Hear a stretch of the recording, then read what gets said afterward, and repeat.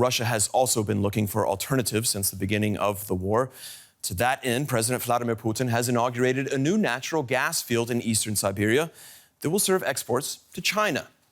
But there, too, a significant amount of infrastructure has yet to be constructed.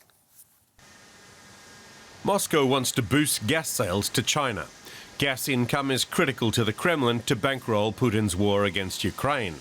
But until now, Russia has had very little infrastructure to pump gas eastwards. Now, Putin has announced the development of what he said would become the largest gas field in Eastern Siberia, plus the infrastructure to export the gas.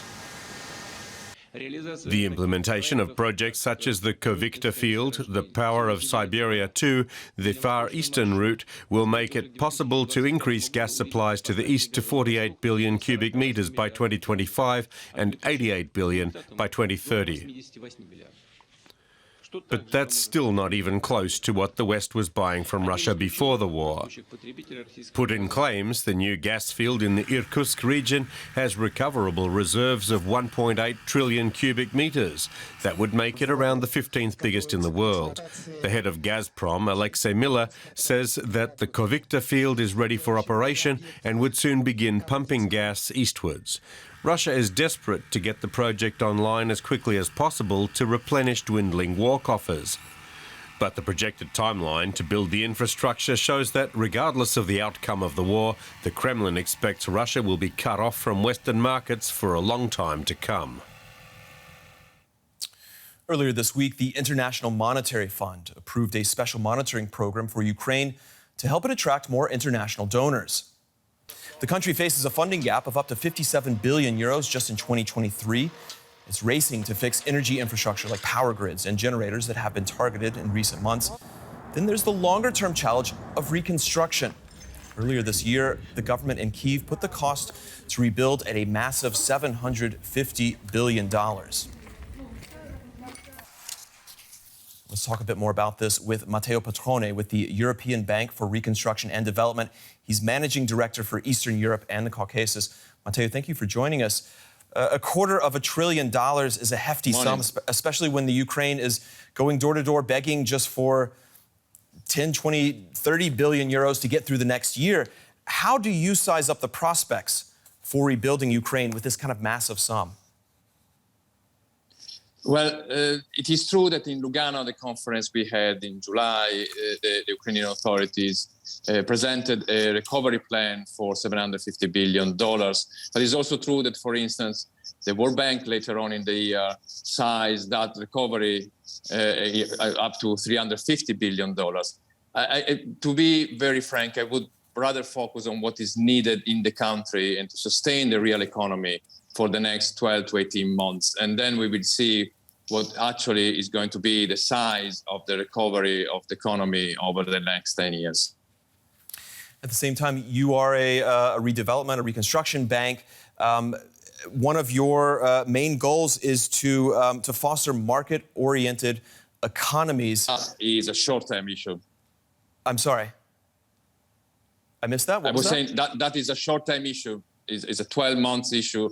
And this is where I think the international community should focus on. And what success are they having with this right now? If we move on from reconstruction, if we move over and we look at that funding gap, we saw that there was a donor conference in France recently. Is that money coming? Are we seeing the help that Ukraine needs right now?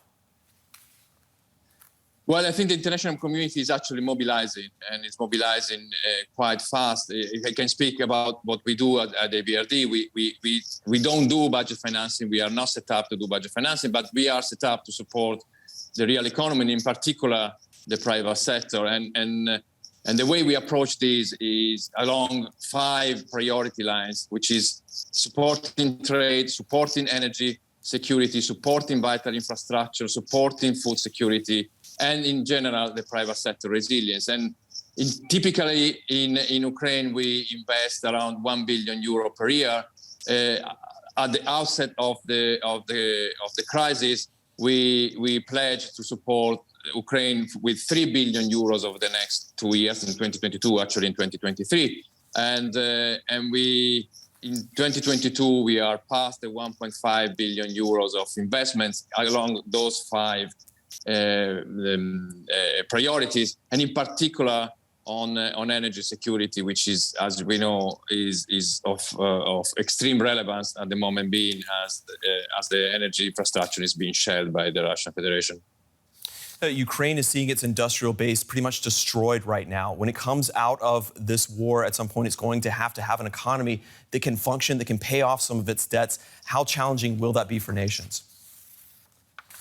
Will be very challenging because and we will need the support of the private sector to do that. Whatever the size of the recovery in the long term, that cannot be put on the shoulders of international donors only. The private sector will need.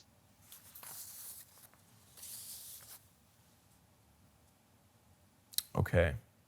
I'm afraid we'll have to end it there. I think we just lost our connection with Mr. Petroni. Again, that was Matteo Petroni with the European Bank for Reconstruction and Development.